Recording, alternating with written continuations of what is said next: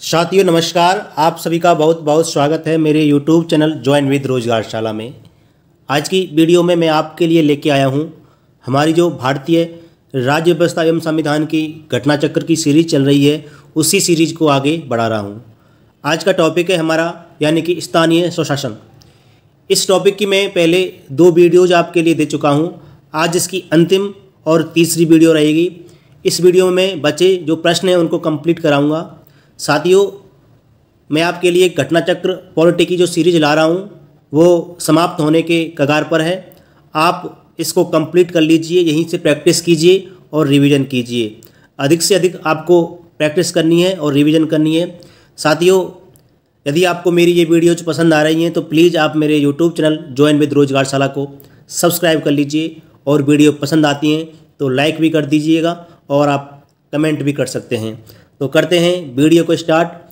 Video को start करने से पहले 4 लाइन आपके लिए फिर करते हैं अपनी वीडियो को स्टार्ट कि बहती हुई आँखों की रवानी में मरे हैं, बहती हुई आँखों की रवानी में मरे हैं, कुछ ख्वाब मेरे ऐन जवानी में मरे हैं।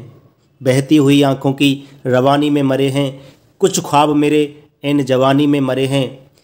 इस इश्क ने हमें बर्बाद किया है, इस इश्क ने हमें बर्बाद किया है, हम लोग किसी खौलते पानी में मरे हैं। इस इश्क ने हमें बर्बाद किया है, हम लोग किसी खौलते पानी में मरे हैं। कब्रों में नहीं हमको किताबों में उतारो, कब्रों में नहीं हमको किताबों में उतारो, हम लोग मोहब्बत की कहानी से परे हैं। साथियों, इन्हीं लाइन्स के साथ हम स्टार्ट करते हैं अपनी आज की वीडियो को। तो आज का पहला प्रश्न यानी कि 121वां प्रश्न है कि पंचायती राज प्रणाली में पंचायत समिति गठित होती है। तो साथियों, इसका सही आंसर विकल्प बी हो जाएगा, खंड स्तर पर। अगला प्रश्न यानी कि प्रश्न संख्या 122 है कि ब्लॉक स्तर पर पंचायत समिति है। तो इसका सही आंसर विकल्प बी हो जाएगा, यानी कि प्रशासनिक प्राधिकरण। साथियों, इसकी व्याख्या है कि ब्लॉक स्तर पर पंचायत समिति एक प्रशासनिक प्राधिकरण या प्रशासनिक प्राधिकारी के रूप में कार्य करती है। यह ग्राम पंचायत और जिला प्रशासन के मध्य संपर्क स्थापित करती है। साथियों, अगला प्रश्न है आपका यानी कि प्रश्न संख्या है 123। प्रश्न कह रहा है कि भारत में ब्लॉक स्तर पर बनी पंचायत समिति केवल है। तो इसका सही आंसर विकल्प आपका डी हो जाएगा, प्रशासनिक प्राधिकारी। साथियों, अगला प्रश्न है यानी कि प्रश्न संख्या 124 है। उत्तर प्रदेश में जिला पंचायत का अध्यक्ष निर्वाचित होता है। तो इसका सही आंसर केवल विकल्प यानी कि स्टेटमेंट 2 सही है कि जिला पंचायत के सदस्यों द्वारा अपनों में से ही। ठीक है साथियों, देखते हैं इस प्रश्न की व्याख्या। उत्तर प्रदेश पंचायत तथा जिला पंचायत अधिनियम 1961 यथा संशोधित की धारा 19 के अंतर्गत प्रत्येक जिला पंचायत के निर्वाचित सदस्यों द्वारा अपने में से ही एक अध्यक्ष को चुना जाता है। हालांकि धारा 19 का के अनुसार राज्य में जिला पंचायतों के अध्यक्षों के पद अनुसूचित जातियों, अनुसूचित जनजाति और पिछड़े वर्गों के लिए चक्रानुक्रम में आरक्षित रहेंगे, परंतु इनके चयन में सभी निर्वाचित सदस्य भाग लेते हैं। साथियों, अगला प्रश्न यानी कि प्रश्न संख्या 125 है कि यदि जिला पंचायत का अध्यक्ष निलंबित हो जाए तो क्या होगा। साथियों, इस प्रश्न का सही आंसर विकल्प डी होगा, यानी कि सदस्यगण स्थानापन्न अध्यक्ष का निर्वाचन करेंगे। बहुत ही महत्वपूर्ण प्रश्न, देखते हैं इस प्रश्न की व्याख्या। छत्तीसगढ़ पंचायत राज अधिनियम 1993 की धारा 39 में प्रावधान है कि जिला पंचायत अध्यक्ष के निलंबन पर जिला पंचायत का सचिव या मुख्य कार्यकारी अधिकारी 15 दिनों के अंदर एक विशेष सत्र आहूत करेगा और संबंधित जिला पंचायत के सदस्यों में से एक को सदस्यों द्वारा स्थापनापन्न अध्यक्ष के रूप में चुना जाएगा, जो निलंबित अध्यक्ष के निलंबन तक उसके समस्त दायित्वों का निर्वहन करेगा। साथियों, अगला प्रश्न है यानी कि प्रश्न संख्या 126 है कि भारतीय संविधान का 73वां संशोधन प्रावधान करता है। देखते हैं इसके अन्य विकल्पों को। इसके अन्य विकल्प देखते हैं तो इसका सही आंसर साथियों विकल्प डी हो जाएगा, यानी कि पंचायत चुनावों को आदेशात्मक तथा लोकसभा एवं विधानसभा चुनावों के समकक्ष बनाने का। साथियों, इसका विश्लेषण है भारतीय संविधान का 73वां संशोधन निष्पक्ष पंचायत चुनावों को आदेशात्मक रूप से संपन्न कराने के लिए राज्य निर्वाचन आयोग के गठन का प्रावधान करता है। इसका उल्लेख अनुच्छेद 243 में किया गया है। इस प्रकार पंचायत चुनावों को लोकसभा एवं विधानसभा के समकक्ष निष्पक्ष बनाने का प्रयास किया गया है। 73वें संविधान संशोधन के तहत पंचायतों के पदों के रिक्त होने पर उनका निर्वाचन आज्ञापरक किया गया है। साथियों, अगला प्रश्न है यानी कि प्रश्न संख्या 127 है कि भारत में स्थानीय शासन के विषय में निम्नलिखित में से कौन सा सही नहीं है। अगर मैं इसके सही आंसर की बात करूं तो इसका सही आंसर विकल्प ए हो जाएगा।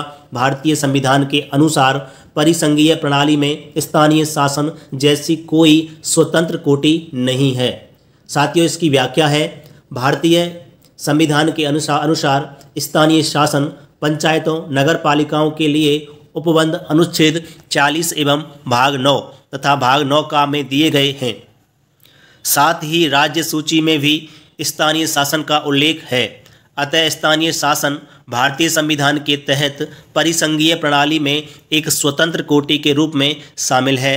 अन्य प्रश्नगत कथन सही हैं। साथियों, अगला प्रश्न है यानी कि प्रश्न संख्या 128 है कि प्रश्न कह रहा है कि राज्य निर्वाचन आयोग के निम्न कार्यों पर विचार कीजिए एवं नीचे दिए गए कूट का प्रयोग करते हुए सही उत्तर का चुनाव कीजिए। तो इसका पहला कथन है कि राज्य के पंचायतों एवं नगर पालिकाओं के चुनावों के लिए मतदाता सूचियों को तैयार करता है। और दूसरा कथन है कि राज्य की पंचायतों एवं नगर पालिकाओं के लिए निर्वाचन करवाता है। तीसरा है राज्यपाल के निर्देशनों के अनुरूप पंचायतों एवं नगर पालिकाओं के अतिरिक्त अन्य निकायों के लिए निर्वाचन करवाता है। चौथा स्टेटमेंट है भारत के निर्वाचन आयोग द्वारा सौंपे गए मतदाता सूचियों को तैयार करने एवं निर्वाचन करवाने का कार्य करता है। साथियों, इसका सही आंसर विकल्प ए हो जाएगा, यानी कि कथन 1 और 2 सही हैं, अन्य कथन गलत हैं। साथियों, देखते हैं इसकी व्याख्या। यानी कि अनुच्छेद 243 के सब सेक्शन 1 के अनुसार पंचायतों एवं अनुच्छेद 243 या का के सब सेक्शन 1 के अनुसार नगर पालिकाओं के चुनावों के लिए निर्वाचक नामावली तैयार कराने और इनके निर्वाचनों के संचालन का अधीक्षण, निर्देशन और नियंत्रण राज्य निर्वाचन आयोग में निहित होगा। साथियों, अगला प्रश्न है यानी कि प्रश्न संख्या 129 है कि पंचायतों के लिए कराए जाने वाले सभी निर्वाचनों के संचालन का अधीक्षण, निर्देशन और नियंत्रण निहित होता है। साथियों, इस क्वेश्चन का सही आंसर विकल्प डी हो जाएगा, राज्य निर्वाचन आयोग में। अगला प्रश्न है आपका यानी कि प्रश्न संख्या 130 है कि पंचायत निर्वाचन हेतु राज्य निर्वाचन आयुक्त नियुक्त किया जाएगा। तो इसका सही आंसर विकल्प आपका सी हो जाएगा, राज्य के राज्यपाल के द्वारा, यानी कि राज्य के राज्यपाल द्वारा। इसकी व्याख्या है कि पंचायतों के निर्वाचन के लिए एक राज्य निर्वाचन आयोग के गठन का प्रावधान संविधान के अनुच्छेद 243 के यानी कि 243 के तहत किया गया है। राज्यपाल द्वारा राज्य निर्वाचन आयुक्त को नियुक्त किया जाता है। अनुच्छेद 243 या का यानी कि 243 जेड ए के प्रावधानों के तहत राज्य के नगरीय निकायों का निर्वाचन भी राज्य निर्वाचन आयोग ही करवाता है। साथियों, अगला प्रश्न है यानी कि प्रश्न संख्या 131 है कि राज्य निर्वाचन आयोग नगरीय निकायों के निर्वाचन का संचालन किस अनुच्छेद के तहत करते हैं। तो इसका सही आंसर विकल्प ए हो जाएगा, 243 के तहत। देखते हैं इसकी व्याख्या। अनुच्छेद 243 या का अनुच्छेद 243 जेड में नगरीय निकायों के लिए निर्वाचन का उपबंध है। अनुच्छेद 243 या का के अनुसार नगर पालिकाओं के लिए कराए जाने वाले सभी निर्वाचनों के लिए निर्वाचन नामावली तैयार कराने और उन सभी निर्वाचनों के संचालन का अधीक्षण, निर्देशन और नियंत्रण अनुच्छेद 243 के में निर्दिष्ट राज्य निर्वाचन आयोग में निहित होगा। साथियों, अगला प्रश्न है यानी कि प्रश्न संख्या 132 है कि राज्य निर्वाचन आयोग राजस्थान से संबंधित निम्नांकित कथनों पर विचार कीजिए। इसमें पहला कथन है कि राज्य निर्वाचन आयोग राजस्थान का गठन दिसंबर 1994 में हुआ। साथियों, अगला इसमें कथन दिया गया है। कथन कह रहा है कि कथन 2 है कि इसका एक सचिव होता है जो राज्य का मुख्य निर्वाचन अधिकारी भी होता है। साथियों, अगर मैं इसके आंसर की बात करूं तो इसका सही आंसर विकल्प बी हो जाएगा केवल कथन 2 सही है। इसकी व्याख्या करें तो राज्य निर्वाचन आयोग राजस्थान का गठन संविधान के अनुच्छेद 243 के तहत जुलाई 1994 में किया गया था। यह एक सदस्यीय आयोग है जिसका प्रमुख राज्य निर्वाचन आयुक्त होता है। इस आयोग का एक सचिव होता है जो कि राज्य का मुख्य निर्वाचन अधिकारी यानी कि चीफ इलेक्टोरल ऑफिसर भी होता है। साथियों अगला प्रश्न है यानी कि प्रश्न संख्या 133 है कि मध्य प्रदेश राज्य निर्वाचन आयोग का गठन किया गया। साथियों अगर इस प्रश्न के सही आंसर की बात करें तो इसका सही आंसर विकल्प ए हो जाएगा 1 फरवरी 1994। अगर मैं इसकी व्याख्या की बात करूं तो संविधान के अनुच्छेद 243 के और 243 या का 243 जेड के प्रावधानों के अनुसरण में मध्य प्रदेश शासन सामान्य प्रशासन विभाग की अधिसूचना दिनांक 1 फरवरी 1994 द्वारा मध्य प्रदेश राज्य निर्वाचन आयोग का गठन किया गया। यह 15 फरवरी 1994 को पहले राज्य चुनाव आयुक्त द्वारा पदभार ग्रहण करने के साथ अस्तित्व में आया। साथियों अगला प्रश्न है आपका प्रश्न संख्या 134 है कि यदि पंचायत चुनाव में मतदान के पूर्व किसी अभ्यर्थी की मृत्यु हो जाए तो क्या होगा। तो इसमें पहला पॉइंट है कि मतदान स्थगित हो जाएगा, दूसरा पॉइंट है कि मतदान स्थगित नहीं होगा और तीसरा पॉइंट है कि यदि केवल अभ्यर्थी शेष रहे तो मतदान स्थगित हो जाएगा और चौथा पॉइंट है कि यदि एक से अधिक अभ्यर्थी शेष रहें तो मतदान स्थगित नहीं होगा। साथियों अगर मैं इसके सही उत्तर की बात करता हूं तो इसका सही उत्तर विकल्प सी हो जाएगा। केवल पॉइंट 3 और 4 सही हैं, अन्य पॉइंट इसमें गलत हैं। देखते हैं इस क्वेश्चन की व्याख्या यानी कि व्याख्या में कहा गया है कि छत्तीसगढ़ पंचायत निर्वाचन नियम 1995 की धारा 46 के अनुसार मतदान शुरू होने से पहले चुनाव लड़ने वाले उम्मीदवार की मृत्यु हो जाने पर यदि एक से अधिक अभ्यर्थी शेष रहें तो मतदान स्थगित नहीं किया जाएगा, परंतु किसी भी सीट के लिए चुनाव लड़ने वाला एक ही उम्मीदवार शेष रह जाने पर उस सीट के लिए मतदान स्थगित कर दिया जाएगा। इसी के साथ उस सीट पर चुनाव के लिए नए सिरे से कार्यवाही शुरू की जाएगी। साथियों अगला प्रश्न है आपका प्रश्न संख्या 135 है कि पंचायत चुनाव के विषय में क्या सही है। तो इसमें पहला पॉइंट है, बहुत ही महत्वपूर्ण प्रश्न है, इस प्रश्न से कई सारे पॉइंट आपके क्लियर हो जाएंगे। इसमें पहला पॉइंट है कि एक जिला निर्वाचन अधिकारी होता है, दूसरा पॉइंट है कि एक या अधिक रिटर्निंग अधिकारी होते हैं, तीसरा पॉइंट है कि रिटर्निंग अधिकारी की नियुक्ति राज्य निर्वाचन आयोग करता है और चौथा पॉइंट है कि रिटर्निंग अधिकारी की नियुक्ति आयोग की सहमति से जिला निर्वाचन अधिकारी कर सकता है। पांचवा पॉइंट है कि नायब तहसीलदार जनपद पंचायत के लिए रिटर्निंग अधिकारी हो सकता है। छठवां पॉइंट है कि नायब तहसीलदार ग्राम पंचायत के लिए रिटर्निंग अधिकारी हो सकता है। सातवां पॉइंट है कि नायब तहसीलदार जिला पंचायत के लिए रिटर्निंग अधिकारी हो सकता है। आठवां पॉइंट है कि जिला निर्वाचन अधिकारी ही एकमात्र रिटर्निंग अधिकारी होता है। साथियों अगर मैं इसके उत्तर की बात करता हूं तो इसका सही उत्तर विकल्प ए हो जाएगा, यानी कि 1, 2, 3, 4, 5, 6 सही हैं। देखते हैं इसकी व्याख्या, यानी कि छत्तीसगढ़ पंचायत निर्वाचन नियम 1995 के अनुसार राज्य निर्वाचन आयोग पंचायत चुनावों के संचालन हेतु राज्य सरकार के परामर्श से प्रत्येक जिले के लिए एक जिला निर्वाचन अधिकारी और आवश्यकता अनुसार एक या एक से अधिक उप जिला निर्वाचन अधिकारियों को नियुक्त करेगा।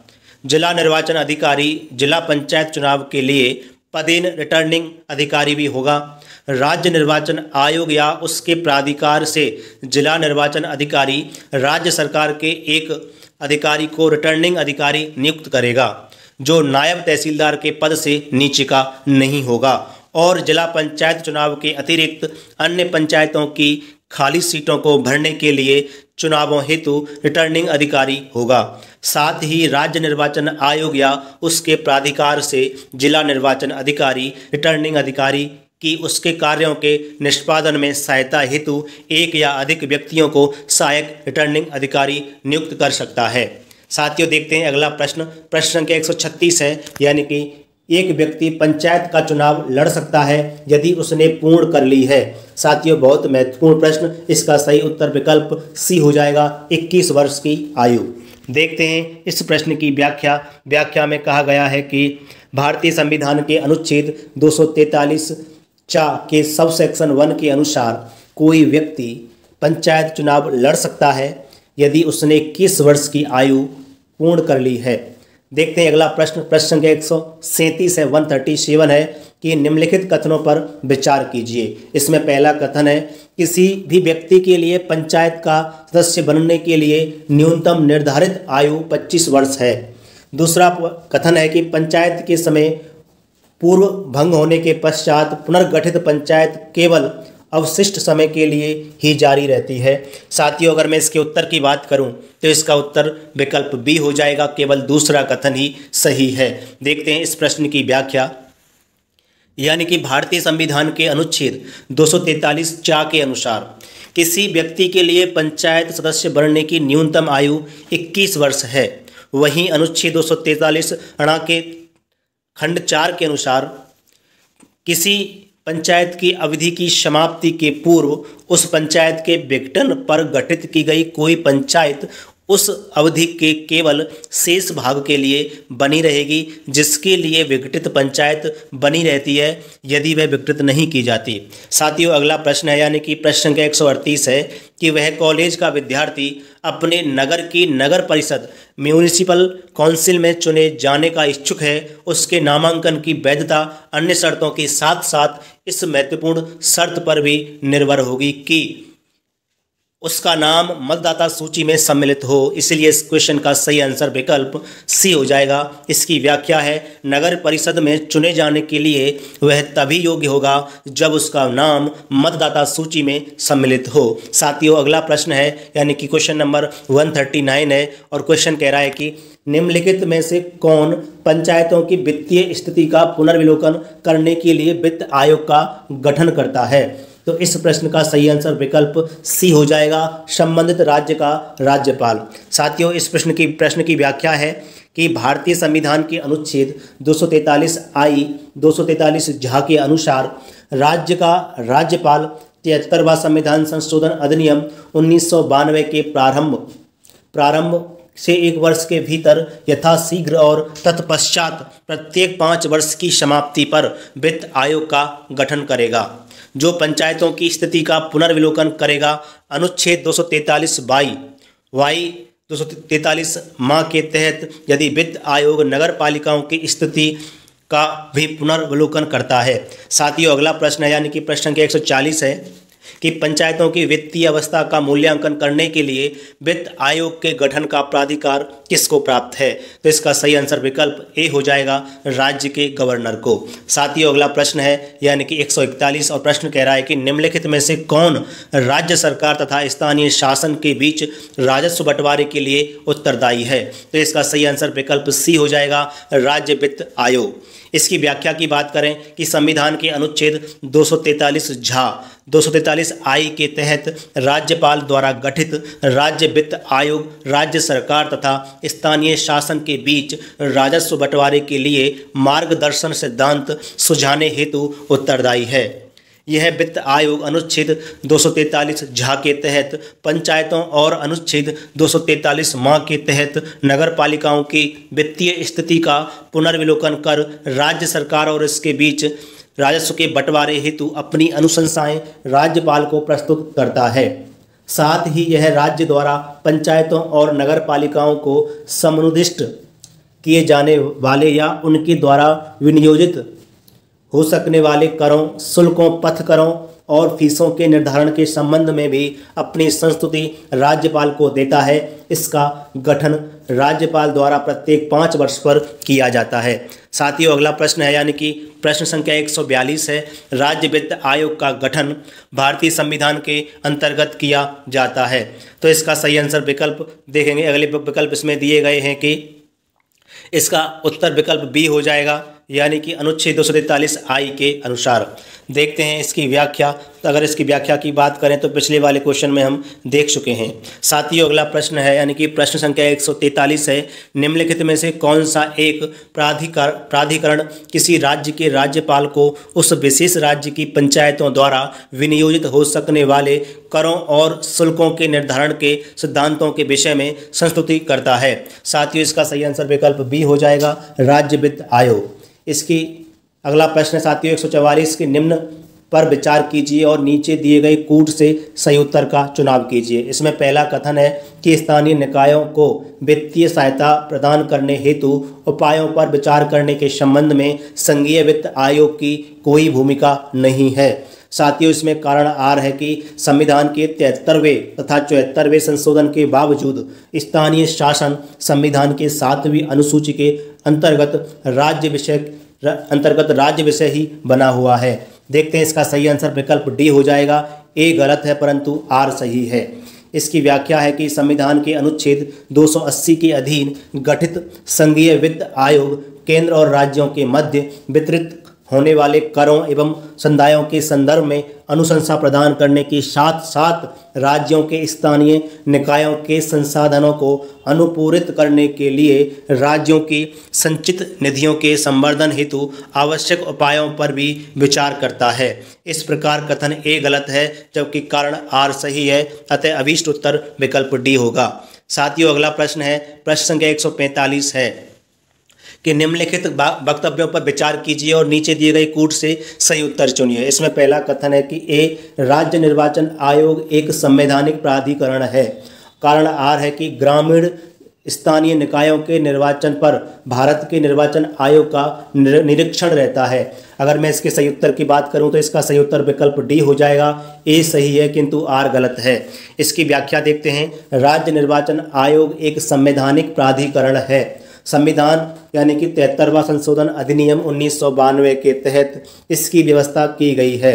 राज्यों में पंचायतों तथा शहरी निकायों के चुनावों में भारत के निर्वाचन आयोग की कोई भूमिका नहीं है। साथियों, अगला प्रश्न है, प्रश्न संख्या 146 है कि निम्नलिखित में से कौन संवैधानिक प्राधिकरण है।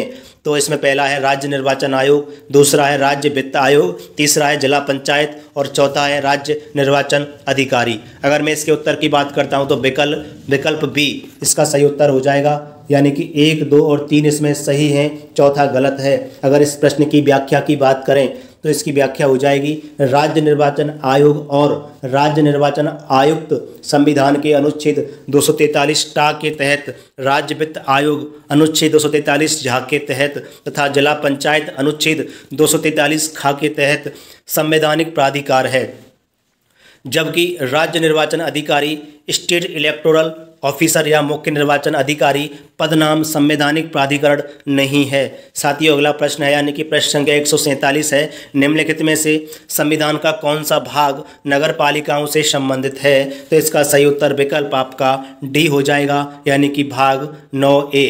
देखते हैं इस प्रश्न की व्याख्या। इस प्रश्न की व्याख्या में कहा गया है कि भारतीय संविधान का भाग 9 का यानी कि 9 का नगर पालिकाओं से संबंधित है। संविधान 74वां संशोधन अधिनियम 1992 द्वारा संविधान में जोड़ा गया। इस अधिनियम पर 20 अप्रैल 1993 को राष्ट्रपति की सहमति प्राप्त हुई एवं 1 जून 1993 को यह लागू हुआ। साथियों, अगला प्रश्न है, यानी कि प्रश्न संख्या 148 है कि भारतीय संविधान के 74वें संशोधन के संबंध में निम्नलिखित में से कौन सा सही है। अगर मैं इसके सही उत्तर की बात करता हूं तो पहले इसके कथन कौन कौन से दिए गए हैं उनको देखते हैं। यानी कि यह संविधान में एक नई अनुसूची जोड़ने का उपबंध करता है। दूसरा है इसमें यह नगर पालिकाओं की कार्य प्रणाली की पुनः संरचना करता है। तीसरा है इसमें कि यह नगर पालिकाओं में महिलाओं के लिए आरक्षण का उपबंध करता है। और चौथा है यह केवल कुछ निर्दिष्ट राज्यों में ही प्रयोज्य है। साथियों, अगर मैं इसके सही उत्तर की बात करता हूं तो इसका सही उत्तर विकल्प ए हो जाएगा कि 1, 2 और 3 इसमें सही हैं, अन्य गलत हैं। साथियों, इसकी व्याख्या देखते हैं। 74वें संविधान संशोधन अधिनियम 1992 से नगर पालिकाओं को संवैधानिक दर्जा प्रदान किया गया है। इस अधिनियम द्वारा संविधान में एक नया भाग 9 का तथा 243 ता में 243 या तक 18 नए अनुच्छेद एवं एक नई अनुसूची 12वीं अनुसूची जोड़कर नगरों में स्थानीय शासन को के विषय में विस्तृत प्रावधान किए गए हैं। यह अधिनियम 1 जून 1993 से प्रभावी हुआ। 74वें संविधान संशोधन की कुछ विशेषताएं निम्नलिखित हैं। इसमें नंबर 1 है 3 प्रकार की नगर पालिकाओं का प्रावधान, जैसे कि नगर निगम, नगर पालिका परिषद एवं नगर पंचायतें। इसमें दूसरा है कार्यकाल 5 वर्ष, हालांकि इसे पहले भी भंग किया जा सकता है। और तीसरा है इसमें अनुच्छेद 243 ना अनुसूचित जाति एवं अनुसूचित जनजाति को उनकी जनसंख्या और कुल नगर पालिका क्षेत्र की जनसंख्या के अनुपात में प्रत्येक नगर पालिका में आरक्षण प्रदान करता है तथा महिलाओं को कुल सीटों के न्यूनतम 1/3, इसमें एससी और एसटी महिलाओं से संबंधित आरक्षित सीटें भी हैं, सीटों पर आरक्षण प्रदान करता है। और इसमें चौथा पॉइंट है कि यह सभी राज्यों में प्रयोज्य है। अतः स्पष्ट है कि कथन 1, 2 तथा 3 सत्य हैं, जबकि कथन 4 असत्य है। साथियों, देखते हैं अगला प्रश्न, यानी कि प्रश्न संख्या 149 है कि निम्नलिखित में से किस संविधान संशोधन अधिनियम से नगर पालिकाओं को संवैधानिक परिस्थिति दी गई है। साथियों, अगर देखते हैं इसका सही उत्तर, तो विकल्प इसका क्या हो जाएगा बताइए। तो इसका सही उत्तर हो जाएगा विकल्प बी, यानी कि 74वां संविधान संशोधन अधिनियम 1992। देखते हैं इसकी व्याख्या, यानी कि 74वें संविधान संशोधन अधिनियम 1992 से नगर पालिकाओं को संवैधानिक दर्जा प्रदान किया गया है। इस अधिनियम के द्वारा संविधान में एक नया भाग 9 का तथा 243 ता से 243 या छा तक 18 नए अनुच्छेद एवं एक नई अनुसूची 12वीं अनुसूची जोड़कर नगरीय निकायों के विषय में विस्तृत प्रावधान किए गए हैं। साथियों, अगला प्रश्न है, यानी कि प्रश्न संख्या 150 है, किस संवैधानिक संशोधन द्वारा शहरी स्थानीय शासन को संवैधानिक दर्जा दिया गया। तो इसका सही उत्तर विकल्प सी हो जाएगा, यानी कि 74वां। देखते हैं अगला प्रश्न, प्रश्न संख्या 151 है कि मध्य प्रदेश में मध्य प्रदेश में नगर पालिकाओं में अनुसूचित जनजातियों हेतु स्थानों के आरक्षण का प्रावधान भारत के संविधान के निम्नांकित में से किस अनुच्छेद के अंतर्गत किया गया है। साथियों, अगर इसकी सही उत्तर की बात करें तो इसका सही उत्तर विकल्प आपका ए हो जाएगा, संविधान के अनुच्छेद 243 न के सब सेक्शन 1 में। तो देखते हैं इसकी व्याख्या। संविधान के अनुच्छेद 243 न के सब सेक्शन 1 के तहत प्रत्येक नगर पालिका में अनुसूचित जातियों और अनुसूचित जनजातियों के लिए स्थानों के आरक्षण का प्रावधान किया गया है। इस प्रकार आरक्षित स्थानों की संख्या का अनुपात उस नगर पालिका में प्रत्यक्ष निर्वाचन द्वारा भरे जाने वाले स्थानों की कुल संख्या से यथा शक्य वही होगा जो उस नगर पालिका क्षेत्र में अनुसूचित जातियों की तथा अनुसूचित जनजातियों की जनसंख्या का अनुपात उस क्षेत्र की कुल जनसंख्या से है। साथियों, अगला प्रश्न है आपका 152 कि मेयर का कार्यकाल कितने वर्ष का होता है। तो इसका सही उत्तर विकल्प डी हो जाएगा, 5 वर्ष। देखते हैं इस प्रश्न की व्याख्या। अगर मैं इस प्रश्न की व्याख्या की बात करूं तो इसमें दिया गया है कि 74वें संविधान संशोधन अधिनियम 1992 के अनुसार अनुच्छेद 243 पा में नगर पालिकाओं, नगर पंचायत, नगर पालिका परिषद एवं नगर निगम की अवधि 5 वर्ष नियत की गई है। अतः मेयर का कार्यकाल 5 वर्ष होता है। साथियों, देखते हैं अगला प्रश्न, यानी कि प्रश्न कह रहा है कि 153 नगर क्षेत्र को निर्धारित करने हेतु निम्नांकित निष्कर्षों में से कौन सा भारत की जनगणना के अनुसार सही नहीं है। देखते हैं इस प्रश्न का सही उत्तर देखें तो विकल्प सी होगा, जिसकी कम से कम 60% पुरुष जनसंख्या अकृषीय कार्यों में लगी हो। तो इसकी व्याख्या की बात करें तो भारत की जनगणना के अनुसार ऐसे सभी स्थान जहां नगर पालिका, नगर निगम और छावनी बोर्ड या अधिसूचित नगर क्षेत्र समिति आदि शामिल हों, नगरीय क्षेत्र के अंतर्गत आते हैं। जो निम्नलिखित सभी 3 शर्तें एक साथ पूरी करते हों। नंबर 1, न्यूनतम जनसंख्या 5000 हो। नंबर 2, कार्यशील पुरुषों का न्यूनतम 75% गैर कृषि कार्यों में संलग्न हो। और तीसरा पॉइंट है, जनसंख्या घनत्व कम से कम 400 व्यक्ति प्रति वर्ग किलोमीटर हो। देखते हैं अगला प्रश्न, यानी कि प्रश्न संख्या 154 है, यदि पंचायत और छावनी बोर्ड के मध्य विवाद हो तो अंतिम निर्णय कौन लेगा। तो इसका सही उत्तर विकल्प डी हो जाएगा, राज्य सरकार। केंद्र सरकार के अनुमोदन के अधीन। देखते हैं इस प्रश्न की व्याख्या की बात करें तो छत्तीसगढ़ नगर पालिका परिषद अधिनियम 1961 की धारा 79(2) के अंतर्गत पंचायत और छावनी बोर्ड के मध्य विवाद की स्थिति में अंतिम निर्णय के संबंध में वर्णन किया गया है, जिसके अनुसार यदि पंचायत और छावनी बोर्ड के मध्य विवाद हो तो अंतिम निर्णय राज्य सरकार केंद्र सरकार के अनुमोदन के अधीन करेगी। साथ ही अगला प्रश्न है यानी कि प्रश्न संख्या 155 है, किसी राज्य में नगर पालिका का सीमा क्षेत्र अधिसूचित करने के लिए निम्नलिखित में से कौन सक्षम है? तो इसका सही उत्तर विकल्प बी हो जाएगा, संबंधित राज्य का राज्यपाल। साथियों इस प्रश्न की व्याख्या है, भारतीय संविधान के भाग 9 का के अनुच्छेद 243 घ के तहत किसी राज्य में नगर पालिका का सीमा क्षेत्र संबंधित राज्य के राज्यपाल द्वारा अधिसूचित किया जाता है। साथियों अगला प्रश्न है यानी कि प्रश्न संख्या 156 है कि राजस्थान नगर पालिका अधिनियम 2009 के प्रावधानों के अनुसार राज्य सरकार द्वारा नगर परिषद में अधिकतम कितने व्यक्ति नाम निर्दिष्ट किए जा सकते हैं? साथियों इस प्रश्न का सही उत्तर विकल्प सी हो जाएगा, 8 व्यक्ति। इसकी व्याख्या देखते हैं, राजस्थान नगर पालिका अधिनियम 2009 की धारा 6 में वर्ष 2021 में हुए नवीनतम संशोधन के पश्चात वर्तमान में राज्य सरकार द्वारा नगर पालिका प्रशासन का विशेष ज्ञान या अनुभव रखने वाले अधिकतम 8 व्यक्तियों को नगर परिषद में, अधिकतम 6 व्यक्तियों को नगर पालिका बोर्ड में तथा अधिकतम 12 व्यक्तियों को नगर निगम में नाम निर्दिष्ट किया जा सकता है। साथियों अगला प्रश्न है यानी कि प्रश्न संख्या 157 है कि नगर पालिका का सदस्य चुने जाने के लिए कोई व्यक्ति निर्धारित नहीं है, तो इसका सही आंसर विकल्प बी हो जाएगा, 21 वर्ष की आयु सीमा पर। तो इसका विश्लेषण है, संविधान के अनुच्छेद 243 के खंड 1 के सेक्शन 1 के परंतों के अनुसार नगर पालिका का सदस्य चुने जाने के लिए कोई व्यक्ति निर्हित नहीं होगा यदि उसने 21 वर्ष की आयु प्राप्त कर ली है। तो अगला प्रश्न है 158 कि नगर पालिका परिषद का चुनाव लड़ने के लिए अर्हता क्या है यानी कि योग्यता क्या है? पहला पॉइंट है कि अध्यक्ष पद हेतु उसकी आयु 25 वर्ष से कम नहीं। दूसरा पॉइंट है कि पार्षद हेतु उसकी आयु 21 वर्ष से कम नहीं। और तीसरा पॉइंट है जिसका नाम मतदाता सूची में है चुनाव लड़ सकता है। और चौथा पॉइंट है कोई भी व्यक्ति 2 वार्ड से पार्षद का चुनाव एक साथ लड़ सकता है। और पांचवा पॉइंट है कोई भी व्यक्ति अध्यक्ष और पार्षद का चुनाव एक साथ लड़ सकता है।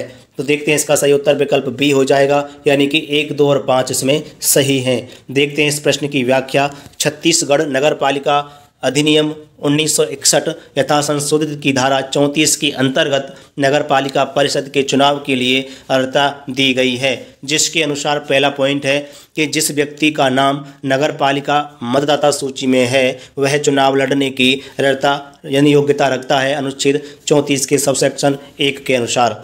दूसरा पॉइंट है कि अध्यक्ष पद हेतु उसकी आयु 25 वर्ष से कम नहीं होनी चाहिए अनुच्छेद 34 के सेक्शन 1 के अनुसार। तीसरा पॉइंट है कि पार्षद हेतु आयु 21 वर्ष से कम नहीं होनी चाहिए अनुच्छेद 34 के सबसेक्शन 1 के बी के तहत। और चौथा पॉइंट है कि कोई व्यक्ति 2 वार्ड से पार्षद का चुनाव एक साथ नहीं लड़ सकता है अनुच्छेद 34 के सबसेक्शन 2 के अनुसार। और पांचवा पॉइंट है कोई भी व्यक्ति यदि अध्यक्ष और पार्षद चुना जाता है तो ऐसी स्थिति में 7 दिनों के अंदर एक व्यक्ति एक पद से इस्तीफा देना होगा अनुच्छेद 34 के सबसेक्शन 4 के तहत। स्पष्ट है कि कथन 1, 2 और 5 सही हैं जबकि कथन 3, 4 गलत हैं। धारा 34 के सबसेक्शन 1 के 1 के तहत नगर पालिका परिषद का चुनाव लड़ने के लिए नाम नगर पालिका मतदाता सूची में दर्ज होना चाहिए, ना किसी भी मतदाता सूची में। साथियों अगला प्रश्न है, प्रश्न संख्या 159 है कि नगर पालिका की अवधि के विषय में सही क्या है? नगर पालिका की अवधि के विषय में सही क्या है? साथियों अगर मैं इसके सही उत्तर की बात करता हूं, सबसे पहले इसके पॉइंट दिए गए हैं। पहला पॉइंट है कि नगर पालिका की अवधि की गणना निर्वाचन परिणाम की घोषणा की तिथि से की जाती है। दूसरा पॉइंट है कि नगर पालिका की अवधि की गणना प्रथम सम्मेलन की तिथि से की जाती है। तीसरा पॉइंट है कि नगर पालिका की अवधि 5 वर्ष होती है। और चौथा पॉइंट है यदि नगर पालिका 2 वर्ष में विघटित कर दी गई तो नई नगर पालिका 3 वर्ष की अवधि के लिए गठित की जाएगी। और पाँचवा पॉइंट है यदि नगर पालिका 2 वर्ष में विघटित कर दी गई तो नई नगर पालिका 5 वर्ष की अवधि के लिए गठित की जाएगी। तो इसका सही उत्तर विकल्प बी हो जाएगा। 2, 3 और 5, 2, 3 और 4 सही इसमें पॉइंट हैं और सभी गलत हैं। देखते हैं, और सभी अन्य गलत हैं, केवल इसमें आपके 2, 3 और 4 ही सही हैं, अन्य पॉइंट गलत हैं। देखते हैं इसकी व्याख्या, यानी कि संविधान के अनुच्छेद 243 यू तथा छत्तीसगढ़ नगर पालिका परिषद अधिनियम 1961 यथा संशोधित की धारा 36 के अनुसार नगर पालिका की अवधि की गणना प्रथम सम्मेलन बैठक की तिथि से की जाती है तथा नगर पालिका की अवधि 5 वर्ष की होती है। और किसी नगर पालिका की अवधि की समाप्ति के पूर्व उस नगर पालिका के विघटन पर गठित की गई कोई नगर पालिका उस अवधि के केवल शेष भाग के लिए ही गठित की जाती है। इस प्रकार यदि नगर पालिका 2 वर्ष में विघटित कर दी गई तो नई नगर पालिका 3 वर्ष के लिए गठित की जाएगी। साथियों, अगला प्रश्न है, बहुत लंबे लंबे प्रश्न हैं, देख लीजिए प्रश्न को, यानी कि नगर पालिका परिषद के अध्यक्ष के प्रत्यावर्तन के विषय में सही क्या है। तो देखिए कि पहला पॉइंट है इसमें परिषद के 3/4 सदस्यों के हस्ताक्षरित प्रस्ताव के द्वारा प्रत्यावर्तन की प्रक्रिया प्रारंभ की जा सकती है। दूसरा पॉइंट है परिषद के 3/4 निर्वाचित सदस्यों के हस्ताक्षरित प्रस्ताव के द्वारा प्रत्यावर्तन की प्रक्रिया प्रारंभ की जा सकती है। और तीसरा पॉइंट है यदि परिषद बहुमत से प्रत्यावर्तन का प्रस्ताव पारित करती है तो कलेक्टर कार्यवाही करेगा। और चौथा पॉइंट है कि सामान्य मतदाताओं द्वारा बहुमत से पारित होने पर अध्यक्ष को प्रत्यावर्तित किया जा सकता है। पाँचवा पॉइंट है कि सामान्य मतदाताओं द्वारा 2/3 बहुमत से पारित होने पर अध्यक्ष को प्रत्यावर्तित किया जा सकता है। और छठवां पॉइंट है कि पूरे कार्यकाल में केवल एक बार प्रत्यावर्तन की प्रक्रिया प्रारंभ की जा सकती है। और आपका 7वां पॉइंट है कि पूरे कार्यकाल में 2 बार प्रत्यावर्तन की प्रक्रिया प्रारंभ की जा सकती है। तो इसका सही उत्तर विकल्प बी हो जाएगा। दूसरा, चौथा और छठवां पॉइंट इसमें सही हैं, अन्य पॉइंट गलत हैं। देखते हैं इसकी व्याख्या। साथियों, इसकी व्याख्या है कि छत्तीसगढ़ नगर पालिका अधिनियम 1961 की धारा 47 के अंतर्गत नगर पालिका परिषद के अध्यक्ष के प्रत्यावर्तन के विषय में वर्णन किया गया है। इसके अनुसार पहला पॉइंट है सामान्य मतदाताओं द्वारा जिन्होंने प्रत्यावर्तन प्रस्ताव पर मतदान में भाग लिया है उनकी आधी से अधिक की संख्या ने यदि प्रत्यावर्तन के पक्ष में मत दिया है तो अध्यक्ष को प्रत्यावर्तित किया जा सकता है।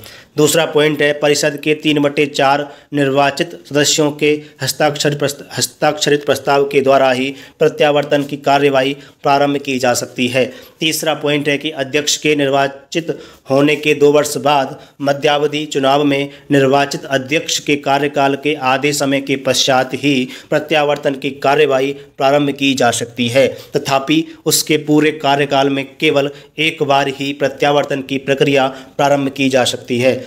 अतः स्पष्ट है कि कथन 2, 4 और 6 सत्य हैं, जबकि कथन 1 और 5 सही नहीं है। देखते हैं साथियों अगला प्रश्न, यानी कि प्रश्न कह रहा है आपका कि 161 नगर पंचायत की वार्ड समिति के विषय में क्या सही है। पहला पॉइंट है कि नगर पंचायत के कुछ वार्डों को मिलाकर वार्ड समिति बनाई जाती है। दूसरा पॉइंट है इसमें वार्ड से निर्वाचित पार्षद सदस्य होते हैं। और तीसरा पॉइंट है कि वार्ड में रहने वाले 2 व्यक्ति समिति में मनोनीत किए जाते हैं। और चौथा पॉइंट है कि वार्ड समिति का अध्यक्ष नगर पंचायत अध्यक्ष के द्वारा नामित किया जाता है। इसका सही उत्तर विकल्प सी हो जाएगा।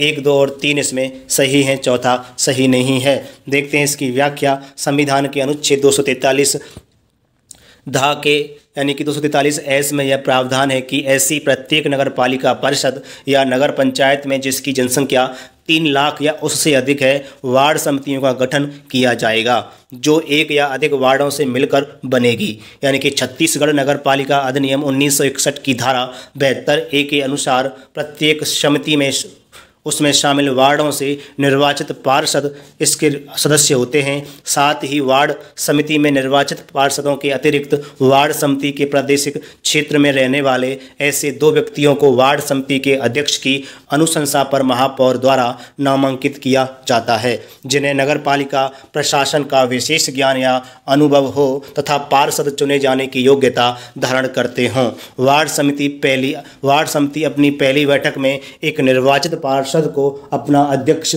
चुनती है। साथियों, अगला प्रश्न यानी कि प्रश्न संख्या 162 है कि यदि एक पार्षद विधि व्यवसायी होते हुए किसी अन्य व्यक्ति की ओर से नगर पालिका परिषद के विरुद्ध कार्य करता है तो क्या होगा। साथियों, इस प्रश्न का सही उत्तर विकल्प ए हो जाएगा, कलेक्टर उसे पद से हटा देगा। इसकी व्याख्या है कि छत्तीसगढ़ नगर पालिका अधिनियम 1961 यथा संशोधित की धारा 41 की उपधारा 2 के खंड बा के अनुसार यदि कोई व्यक्ति पार्षद चुना गया है और नगर पालिका परिषद के विरुद्ध विधि व्यवसायी के रूप में किसी अन्य व्यक्ति की ओर कार्य करता है तो जिलाधिकारी कलेक्टर उसे पद से हटा देगा। साथियों, अगला प्रश्न है यानी कि प्रश्न संख्या 163 है। उत्तर प्रदेश में किसी नगर पालिका के अध्यक्ष का निर्वाचन किया जाता है।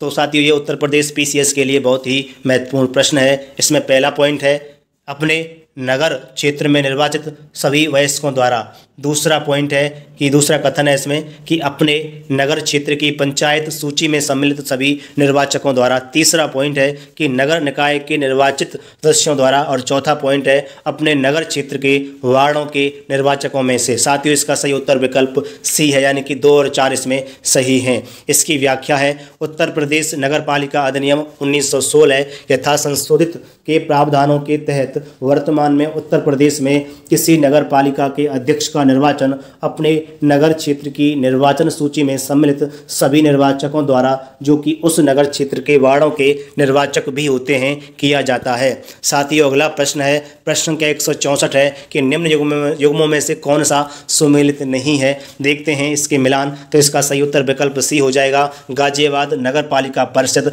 ये सही नहीं है। देखते हैं इसकी व्याख्या। गाजियाबाद में नगर पालिका परिषद बल्कि नगर निगम है। अन्य विकल्प सही सुमेलित हैं। लखनऊ में नगर निगम के साथ साथ छावनी परिषद भी है। देखते हैं साथियों अगला प्रश्न यानी कि प्रश्न के 165 है कि संविधान के 73वें और 74वें संशोधन निम्न में से किसके सृजन के लिए उत्तरदायी हैं। बहुत ही महत्वपूर्ण प्रश्न। पहला है इसमें राज्य निर्वाचन आयोग, दूसरा है जिला निर्वाचन समिति, जिला नियोजन समिति, तीसरा है राज्य वित्त आयोग और आपका चौथा है राज्य संपत्ति कर मूल्य निर्धारण बोर्ड।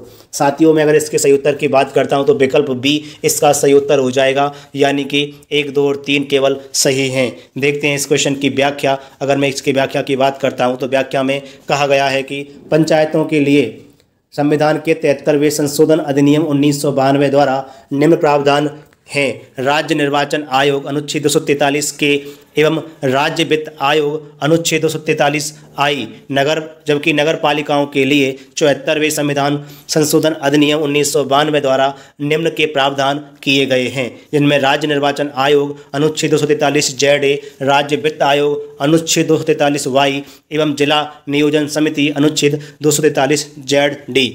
साथियों अगला प्रश्न है 166 की संविधान 73वां संशोधन अधिनियम 1992 जिसका लक्ष्य देश में पंचायती राज संस्थाओं को प्रोत्साहित करना है, निम्नलिखित में से किन किन चीज़ों की व्यवस्था करता है। इसमें पहला पॉइंट है कि जिला योजना समितियों का गठन करने की, दूसरा पॉइंट है कि राज्य निर्वाचन आयोगों द्वारा सभी पंचायतों का चुनाव करने की, और तीसरा पॉइंट है कि राज्य वित्त आयोगों की स्थापना करने की। साथियों इस का सही उत्तर विकल्प सी हो जाएगा, केवल 2 और 3। अगर मैं इसकी व्याख्या करता हूं प्रश्न की तो व्याख्या में कहा गया है कि देश में पंचायती राज संस्थाओं को प्रोत्साहित करने के उद्देश्य से लागू संविधान 73वां संशोधन अधिनियम 1992 के तहत संविधान में अनुच्छेद 243 से लेकर के 243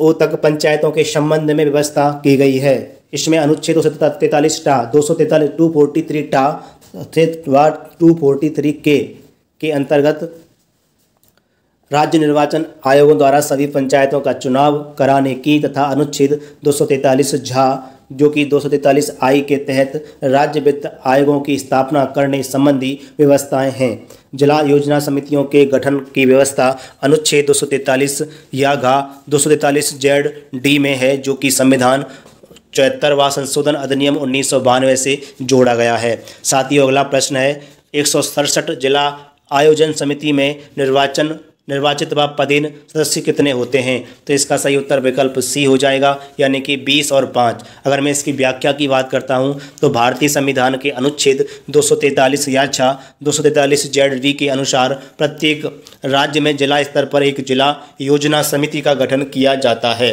इसमें उपबंधित है कि प्रत्येक राज्य में जिला स्तर पर जिले में पंचायतों और नगर पालिकाओं द्वारा तैयार की गई योजनाओं का समेकन और संपूर्ण जिले के लिए एक विकास योजना प्रारूप तैयार करने के लिए एक जिला योजना समिति का गठन किया जाएगा। इस समिति की सदस्य संख्या अलग अलग राज्यों में अलग अलग होती है, जैसे राजस्थान में 25, बिहार में 34, उत्तर प्रदेश में अधिकतम 40, छत्तीसगढ़ में 20 आदि। चूँकि प्रश्न राजस्थान लोक सेवा आयोग द्वारा पूछा गया है, इसलिए विकल्प सी सही होगा। राजस्थान में जिला योजना समिति में 25 सदस्य होते हैं, जिसमें से 20 निर्वाचित तथा 5 पदेन मनोनीत सदस्य होते हैं। साथियों अगला प्रश्न है, यानी कि प्रश्न संख्या 168 है, ये भारतीय संविधान के कौन से अनुच्छेद में जिला योजना समिति का गठन किया जाता है? तो इसका सही उत्तर विकल्प ए हो जाएगा, अनुच्छेद 243 जेड डी। साथियों अगला प्रश्न है 169, यानी कि निम्नलिखित पंचायतों में से किन्हें या फिर किसे उत्तर प्रदेश में जिला योजना में सम्मिलित किया जाता है? तो इसका सही उत्तर विकल्प डी हो जाएगा, केवल 1, 2 और 3 सभी। ठीक है, देखते हैं इसकी व्याख्या। उत्तर प्रदेश जिला योजना समिति अधिनियम 1999 के अनुसार जिला योजना के अंतर्गत ऐसे विषय समाविष्ट होंगे जो यथास्थिति ग्रामीण क्षेत्रों के लिए संयुक्त प्रांत पंचायती राज अधिनियम 1947 और उत्तर प्रदेश क्षेत्र पंचायत तथा जिला पंचायत अधिनियम 1961 और नगरीय क्षेत्र के लिए उत्तर प्रदेश नगर पालिका अधिनियम 1916 या उत्तर प्रदेश नगर निगम अधिनियम 1959 में प्रमाणित किए गए हों। इस प्रकार स्पष्ट है कि उपर्युक्त तीनों विकल्प सही हैं। साथियों अगला प्रश्न 170, निम्नलिखित कथनों पर विचार कीजिए। भारत में नगर योजना समिति, इसमें पहला पॉइंट है कि भारतीय संविधान के प्रावधानों के अंतर्गत गठित होती है। दूसरा पॉइंट है कि उस महानगरीय क्षेत्र के विकास योजना प्रारूप तैयार करती है, उस महानगरीय क्षेत्र के लिए विकास योजना प्रारूप तैयार करती है। और तीसरा पॉइंट है इसमें कि उस महानगरीय क्षेत्र में सरकार की प्रायोजित योजनाओं को लागू करने का पूर्ण दायित्व पूरा करती है। इसलिए इस प्रश्न का सही उत्तर देखें तो विकल्प ए हो जाएगा। कथन 1 और 2 ही सही है, तीसरा कथन इसमें गलत है। देखते हैं इस प्रश्न की व्याख्या की बात करें तो भारतीय संविधान के अनुच्छेद 243 जेड ई के तहत देश के प्रत्येक महानगर क्षेत्र के लिए विकास योजना का प्रारूप तैयार करने के लिए एक महानगर योजना समिति के गठन का प्रावधान किया गया है। तथापि इसका कार्य विकास योजना का प्रारूप तैयार कर संबंधित सरकार को भेजने तक सीमित है। साथियों देखते हैं इसका अगला प्रश्न, यानी कि 171 कह रहा है कि निम्नलिखित में से कौन महात्मा गांधी राष्ट्रीय ग्रामीण योजना गारंटी अधिनियम के अंतर्गत लाभ प्राप्त करने का पात्र है? तो इसका सही उत्तर विकल्प डी हो जाएगा, किसी भी परिवार के वयस्क के सदस्य। देखते हैं इस प्रश्न की व्याख्या। अगर हम इसकी व्याख्या की बात करें तो राष्ट्रीय ग्रामीण योजना गारंटी अधिनियम यानी कि नरेगा अगस्त 2005 में संसद द्वारा पारित हुआ तथा इसे 5 सितंबर 2005 को राष्ट्रपति की स्वीकृति के पश्चात अधिसूचित किया गया था। इसे 2 फरवरी 2006 से लागू कर आंध्र प्रदेश के अनंतपुर जिले में इस योजना का प्रारंभ किया गया था। 2 अक्टूबर 2009 से इसका नामकरण महात्मा गांधी यानी कि मनरेगा कर दिया गया था। इस योजना का उद्देश्य प्रत्येक वित्त वर्ष के दौरान प्रत्येक ग्रामीण परिवार जिसके वयस्क सदस्य कार्य करने के इच्छुक हैं को कम से कम 100 दिन के अकुशल अनस्किल्ड मैनुअल वर्क रोजगार गारंटी उपलब्ध कराकर ग्रामीण क्षेत्रों में आजीविका सुरक्षा को बढ़ाना है। साथियों अगला प्रश्न 172, महात्मा गांधी राष्ट्रीय ग्रामीण रोजगार गारंटी योजना में आयोजना बनाने, संपादन करने व क्रियान्वयन की जिम्मेदारी निम्न में से किसकी है? तो इसका सही उत्तर विकल्प बी हो जाएगा, ग्राम पंचायत की। इसकी व्याख्या है, महात्मा गांधी राष्ट्रीय ग्रामीण रोजगार गारंटी योजना के तहत प्रत्येक ग्राम पंचायत ग्राम सभा की सिफारिशों पर विचार करने के पश्चात एक विकास योजना तैयार करती है तथा मांग के अनुसार कार्यों के क्रियान्वयन एवं निष्पादन के लिए स्वयं उत्तरदायी होती है। साथियों, अगला प्रश्न 173, यानी कि निम्नलिखित में से कौन सा एक सामुदायिक विकास का पहला स्थापित कार्यक्रम है? तो इसका सही उत्तर विकल्प ए हो जाएगा, राष्ट्रीय प्रसार सेवा। अगर मैं इसकी व्याख्या की बात करता हूं तो सामुदायिक विकास कार्यक्रम सीडीपी देश में पर्याप्त वृद्धि प्रदान करने के लिए वर्ष 1952 में पायलट आधार पर शुरू किया गया था। सामुदायिक विकास का पहला स्थापित कार्यक्रम राष्ट्रीय प्रसार सेवा NES था, जो वर्ष 1953 में शुरू किया गया था। भारत सरकार ने सामुदायिक विकास कार्यक्रम 1952 और राष्ट्रीय प्रसार सेवा 1953 के कामकाज की जांच के लिए बलवंत राय मेहता समिति का गठन 1957 में किया था। साथियों, स्थानीय सुशासन से संबंधित जितना भी कंप्लीट रिवीजन और PYQ थे, मैंने वो आपके लिए कंप्लीट 3 वीडियोज में करा दिए हैं। साथियों, यहाँ से आप प्रैक्टिस कीजिए, रिवीजन कीजिए। अब आपके लिए अगला टॉपिक है कुछ वर्गों के लिए विशेष उपबंध। इसको मैं अगली वीडियो में आपके लिए लेके आऊँगा। साथियों, यदि आपको मेरी ये मेहनत, मेरी ये वीडियोज पसंद आई तो प्लीज़ आप मेरे यूट्यूब चैनल ज्वाइन विद रोजगारशाला को सब्सक्राइब कर लीजिए, वीडियो पर लाइक कीजिए, कमेंट भी कर सकते हैं। फिर लेके आऊँगा आपके लिए अगली वीडियो, और उसके बाद आपकी केवल 3-4 वीडियोज में ही पूरी पॉलिटी अब समाप्त होने वाली है। साथियों, इसके बाद मैं अगली इतिहास की घटना चक्र की सीरीज को फिर से पुनः जारी करूँगा। मिलते हैं साथियों एक अगली वीडियो में, तब तक के लिए साथियों जय हिंद, जय भारत।